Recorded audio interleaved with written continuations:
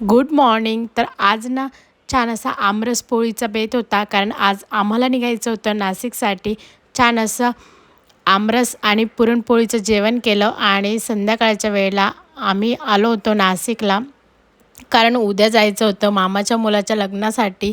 आता लग्नाला जायचं होतं त्यामुळेच हेअरकट करायला गेलेली होती आणि मी बरेच दिवसापासून हेअरकट केलेला नव्हता, त्यामुळे हेअरकट करायचाच होता कारण उन्हाळा पण भरपूर आहे. आणि फायनली हा असा काहीसा हेअरकट माझा झालेला होता. संध्याकाळच्या वेळेला आम्ही निघालो होतो मामाच्या मुलाच्या लग्नाला जाण्यासाठी. हे असं काहीसं रेडी होऊन आम्ही निघालो होतो. आज मांडव होता, तर तिथेच जाण्यासाठी निघालो होतो. तर फायनली आम्ही पोहोचलो. यानंतर सर्वांनी मिळून फोटो वगैरे काढले आणि आम्ही पोहोचलो डायरेक्टली लग्नामध्ये. आता लग्नामध्ये पोहोचल्यानंतर ना हे सर्वजण हे असे काहीशी पोज देत होते. खरं तर माऊ आणि नक्ष गप्प बसलेले नव्हते, पण मी व्हिडिओ काढत होती त्यामुळेच ते गप्प बसलेले होते. आता इथे फोटो वगैरे व्हिडिओ वगैरे काढून झाल्यानंतर ना नवरदेव आणि नवरीची एंट्री होणार होती. नवरदेव नवरीची एंट्री एवढी ग्रँड झाली ना, तर असं वाटत होतं ना खरंच आजकालचे लग्न खरंच खूप छान होतात. आणि हे लग्न बघून तर असं वाटत होतं ना की आपण जरा बरीच घाई केलेली आहे लग्नाला. कारण आपण जर आत्ता लग्न केलं असतं तर खरंच आपण पण असं लग्न करू शकलो असतो कदाचित.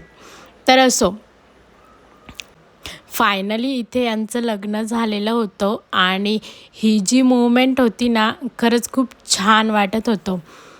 यानंतर ही मूवमेंट एन्जॉय केली. यानंतर जे काही आपले पाहुणे आलेले असतात, मामा, मावशी, आत्या, काका, यांना सर्वांना भेटून आलो. कारण लग्नामध्येच हे सर्वजण आलेले असतात, त्यामुळे लग्नामध्येच आजकाल भेट होते.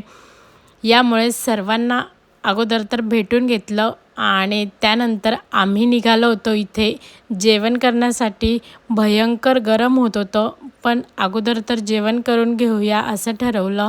छानपैकी असं जेवण करून घेतलं. जेवण केल्यानंतर ना इथे यांचं डिस्कशन चालू होतं की आता पुढे कसं जायचं. यानंतर ना यांचं डिस्कशन झाल्यानंतर आम्हाला जायचं होतं मामाकडे, कारण दुसऱ्या दिवशी अजून एक लग्न अटेंड करायचं होतं. आणि इथे आम्ही निघालो होतो मामाच्या घरी जाण्यासाठी. फोटो वगैरे काढून मामाकडे गेलो आणि असा होता आजचा दिवस.